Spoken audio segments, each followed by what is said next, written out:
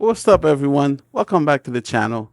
Today we got the ACASIS TB501Pro and 80 gigabit per second SSD enclosure. This enclosure is built for M.2 NVMe drives that supports up to 8 terabyte. Works with multiple SSD sizes, including 2230, 2242, 2260, and 2280. And it's designed to work across Thunderbolt 5, Thunderbolt 4, Thunderbolt 3, USB 4, and USB 3 devices. It also uses a dual chip setup and includes active cooling with a built-in fan, which already tells you this is not your average cheap SSD enclosure. And this is me again struggling with the box. So yeah, I've been getting defeated by these boxes almost in every unboxing, guys. I need some help. But anyway, so besides that, like I said, this is set up to be kind of your top of the line SSD enclosure, and the price Finally! does reflect that as well. All right, so let's get into the unboxing. All right, so first look at the box. Definitely gives us that premium high performance vibe. ACASIS is clearly positioning this as a serious enclosure, not a bargain bin accessories. Inside the box, of course, you got your enclosure. You have the user manual, and of course, it gives you say 80 gigabit per second. And then for your accessories, see what we got. So we got our 80 gigabit per second cable. And guys, make sure you use that cable, not those cheap ones you get from Amazon. Um, Also, you have your SSD size adapter. So if you're using those different size SSDs I mentioned before, 2030, 2042, etc. Okay. And then now you do have your thermal pads. You have two of them. And those two little screw looking things are your silicon stopper. And that's about it, folks. That's all you get inside the box. So yeah, let's check out the enclosure itself. Oh man, this thing feels absolutely premium. All right, so you got your USB port here, Thunderbolt port. It says 80 gigabit per second, and a button for your fan, which you can turn on and off the fan. Also, the fan should kick in automatically once this thing is under load and the temperature. It doesn't say what temperature limit is for where the fan should turn on. But yeah, it should turn automatically at a certain level. Again, this is completely toolless. No tools whatsoever. It's some ball bearing here. You just push where it says open, and you can pop that lid off. Okay. So you also have this little indentation on the lid where you can set up your thermal pad. And yeah, but like I said, this thing feels absolutely premium. Like yeah, you get what you pay for. So all right, guys. So let's get to the next part.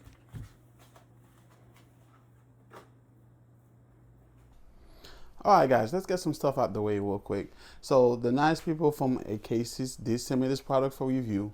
No money exchange hands, and my opinions are my own. I did mention earlier that this product command a premium price. So currently on the website, it shows that it is on sale for $199 from $299, and they're currently running a sale, which is a 15% off site wide by using the code EARTH. So if you're interested in this product, like I said, I'll drop the link in the description below. So with that being said, we are going to jump into the testing. As you can see, I have a couple SSDs. By the way, on the website also, they did really great thing. Also, they published all the testing they made. And like I said, the 9100 Pro and the 99 Pro, not 990 Pro, sorry, was one of the SSDs that they use quite a lot. And so, with that being said, I did have a couple. Again, the speed for this, it's at 14,700 megabyte per second. Which, guys, before you say anything, let me get this out the way. Okay, you will never see this type of speed on an enclosure like this. Okay, let's get out. As a matter of fact, on the website, it's advertised at 6,000 megabyte per second for read and write speed.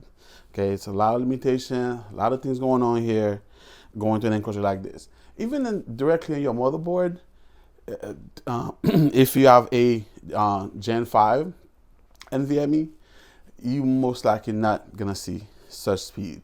It has to be in a perfect world for you to see a speed like this. So, unfortunately. And those Gen 5 SSD come in various speed. Like this one is 11,500, and the fastest one that I have here is a Crucial T710 that's pushing 14,900 megabyte per second. Which I don't see the point of testing that one, so I'm sticking with the 9100 Pro for now. So real quick, let me do a quick crash course on Thunderbolt 5 and the speed.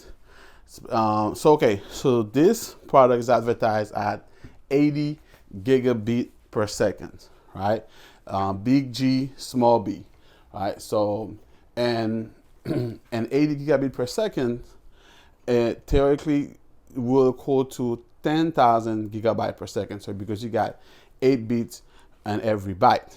So, which is, so 80 gigabit equal to 10 gigabyte, and 10 gigabyte is 10,000 megabyte per second. So already you see that you are not getting 14,750 or whatever this thing is advertising, right off the bat. And then you got to add all the other factors, and again, that's why I say it's not happening.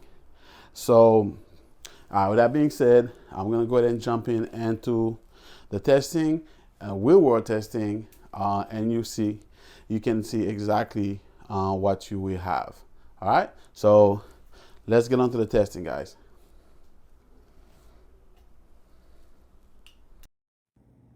Now let's install the SSD. Like I said, this enclosure supports M.2 NVMe drives and 2230, 2242, 2260, and 2280 sizes, which gives you a lot of flexibility depending on what drives you already have lying around. It also supports capacity up to 8 terabytes. So yes, you can build a seriously high-end portable drive with this enclosure.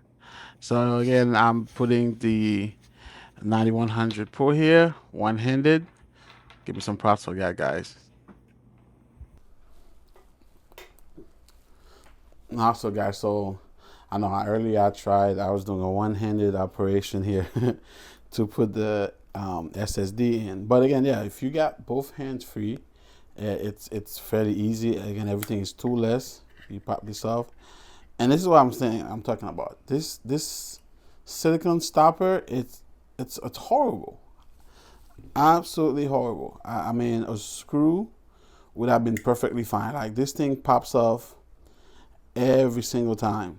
So I think it's very, hold on.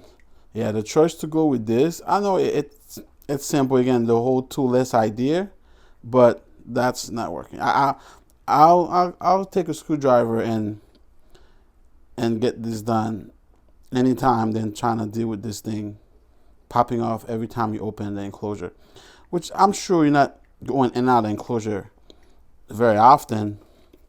But yeah, you see, it's absolutely ridiculous. I hate this thing. Look at this. It refuses to stay in place. Every time you pop it off, it will come out. Yeah, just see. There you go. It's there you go.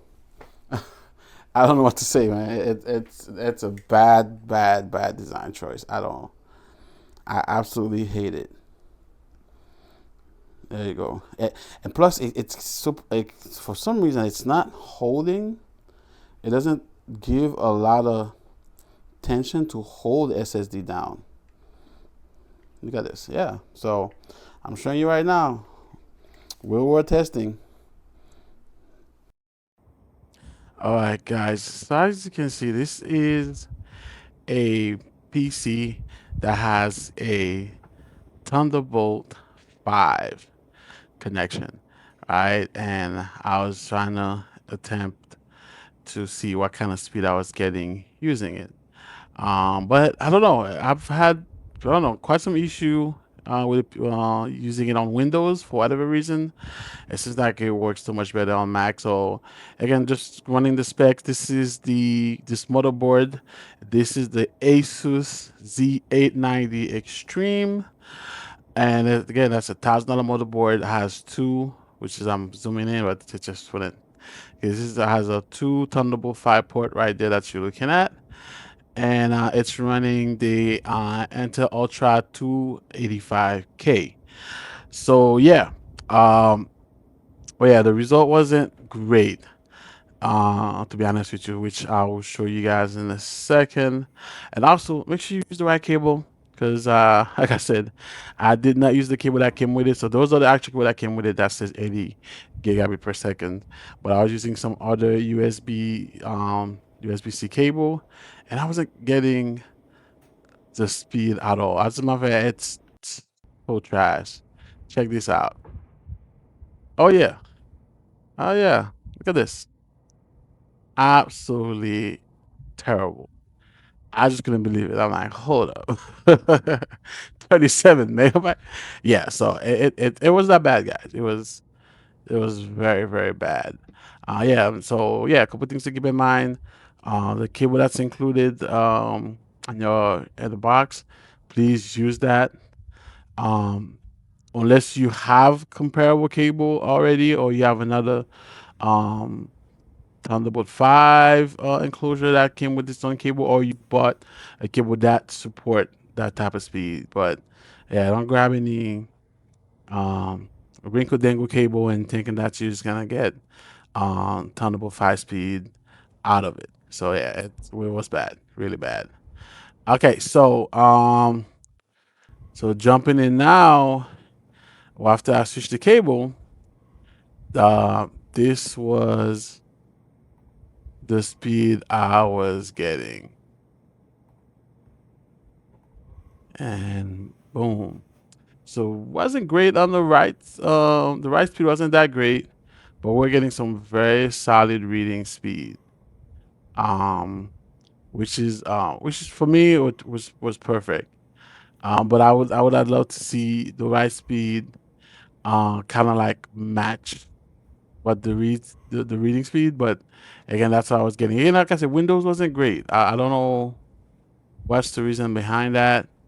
But yeah, running it on Windows was very, very finicky. And I also noticed on the website, all the testing they made, they were mostly on Apple product, right?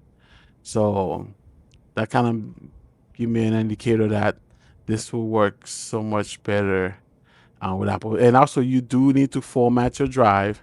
So because it was a brand new SSD I was using, it had to be formatted for me to use it on both Windows and Mac.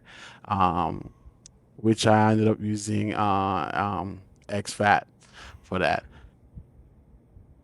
But yeah, so now we're gonna jump into the Mac and see what speeds we are getting.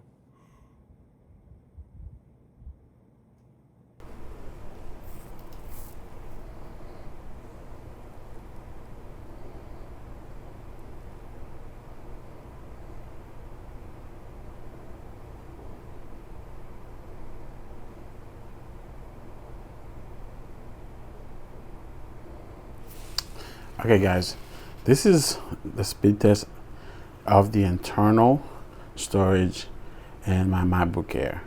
All right, so as you can see, it's some crazy speed. Um, so we're gonna go ahead and stop it, and now and then run the speed of from the ACASIS enclosure. So stop this now. All right. So let's get our new Target drive.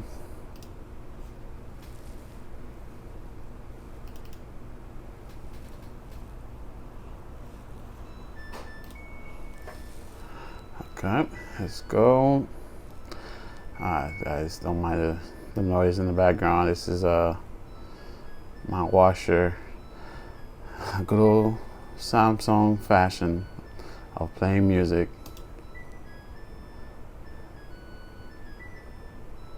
Alright, so this is the speed of our 9100 Pro NVMe SSD Gen 5, but again, this is Thunderbolt 4, so we already at a disadvantage now on speed, right? So we're not getting close to that 80 gigabit per second speed, but still pretty. So it's pretty decent. As you can see, we pretty much got everything checked out, except for towards the bottom here of 12K DCI 24 and 12K DCI 60. So the H.265 write and read are pretty much non-existent, but besides that, everything else have a green check mark. So yeah, while I'm doing this, pretty much stress testing it, I'm gonna go ahead and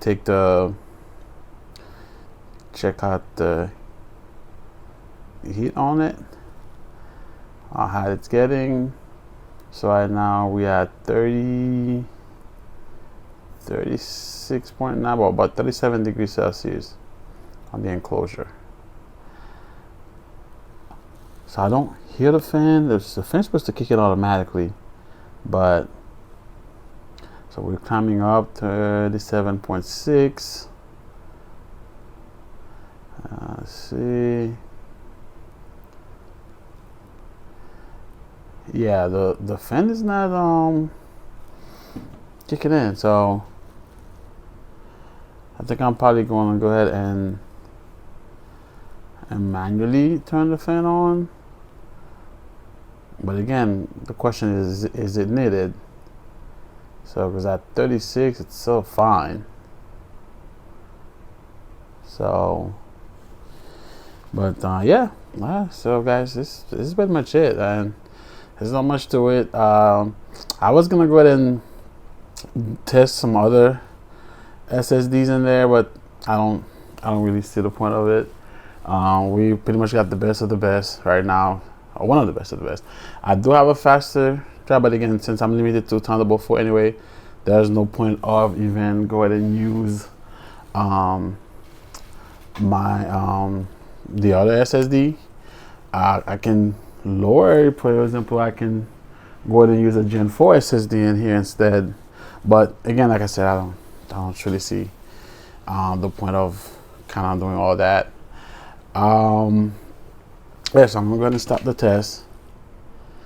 Again, like I said, it's doing pretty well. I'm gonna turn on the fan, so let's see how loud it gets. Alright, so I got the fan turned on. I'm gonna see if it's gonna cool it.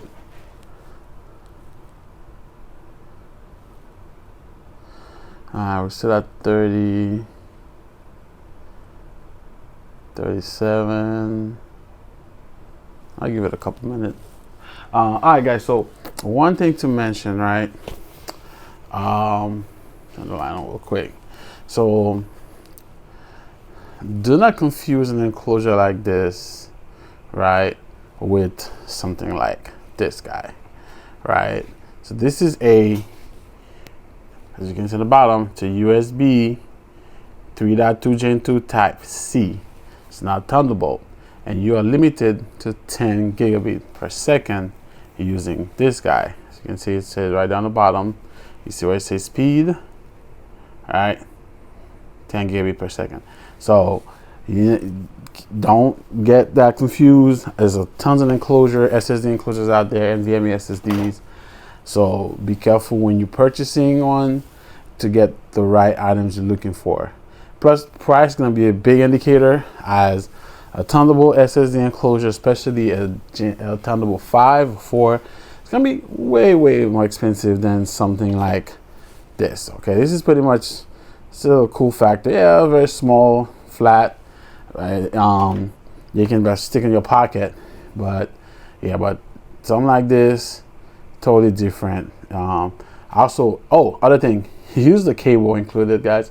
When I first did the test, I just was using a different cable, and of course I had like horrible speed. Let me go ahead and stop this. So use the cable that's included, so you can get the maximum speed that's advertised for this. So technically, I'm done. So technically, ACASIS advertised 6,000 plus write and read speed on this, which, as you can see, we got pretty close to that, right? Again, you gotta always think of all the other factors that could affect. This is an enclosure. It's a lot of channel, a lot of tunnel you have to go to. The controller inside that box, so it's a lot. It's not something that's directly inside the. For example, if you had this 9100 Pro, for example, inside this MacBook Air, it will be totally different, you know, because it's right there embedded. It doesn't have to go to jumping through hoops to get you those type of speed.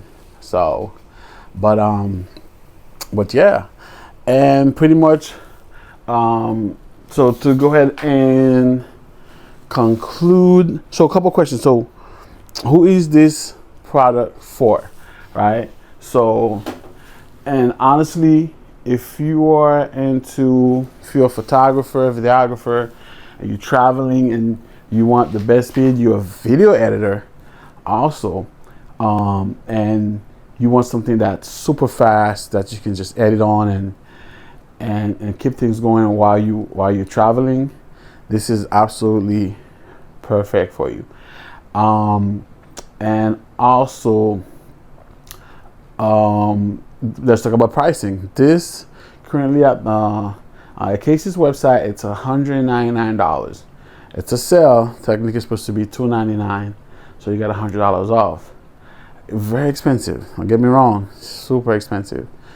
But does it do what it's supposed to do? What it's advertised? Absolutely.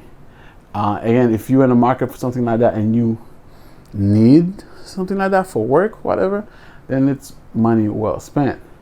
Okay, so again, like I said, I absolutely think it's not perfect. Don't get me wrong.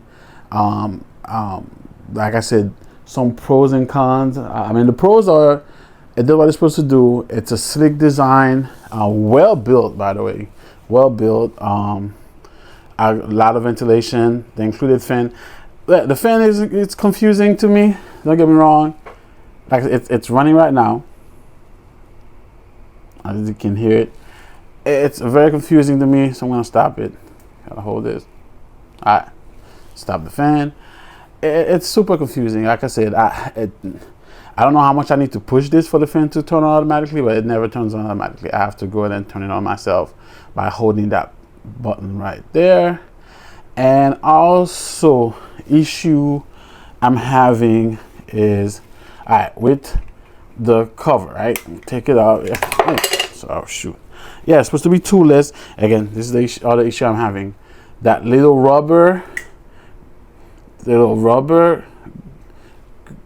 stopper here to hold SSD. This thing is just horrible. A screw would have been perfect. So I don't know. Now I think I lost it. Yeah, it's absolutely horrible. It doesn't hold the SSD. Many times I try to when I open it and try to swap SSD, it just come off. Yeah, that's another issue. Yeah, see, it just gone. So I don't know. I'll find it later. And then this, I feel like this is too thin, and I don't think it's making contact with the SSD, honestly. So that's why at first I just remove it. I just put it right on top of the SSD itself. But like I said, I don't think it's making contact. I think if you have a thicker, maybe a thicker thermal pad, it will work. Or ACASIS should include a thicker one that would definitely make contact with SSD, especially if you're running this at full speed and you're on a Thunderbolt 5 and you're doing some work. You do want this to make contact. Let's see what else. That's about it. I also think that the cord is 1.6 feet. I feel like a 2 feet would have been perfect. It's still too short for my liking, so I really wanted a longer cable for the case. And that's it, guys. I think there's nothing more I can say about this. It get the job done. It did what it's supposed to do. Again, slick design, great product, fairly, pretty much an expensive side, but again, yeah, guys, you gotta pay for the good stuff. So yeah, again, I'll include a link in the description for the product, and if you guys are interested to purchase it. And but yeah, pretty much this is it, guys. If you have any question, comment, just drop them down below. And again, would you purchase something like this if you're a professional and you need something super fast? And yeah, would you get something like that, or just stick with the good old hold on, let me find one right now for you guys. Yeah, something like this. This is also 1 terabyte. But would you get the speed of this? Absolutely not. But still slick, no fans. But good old USB, what is that? USB 3, probably 3.2. It's USB A. But yeah, so you pick your poison. All right. So, all right, guys. But yeah, this is it for this video. And guys, thank you for watching, and I will catch you in the next one. Peace.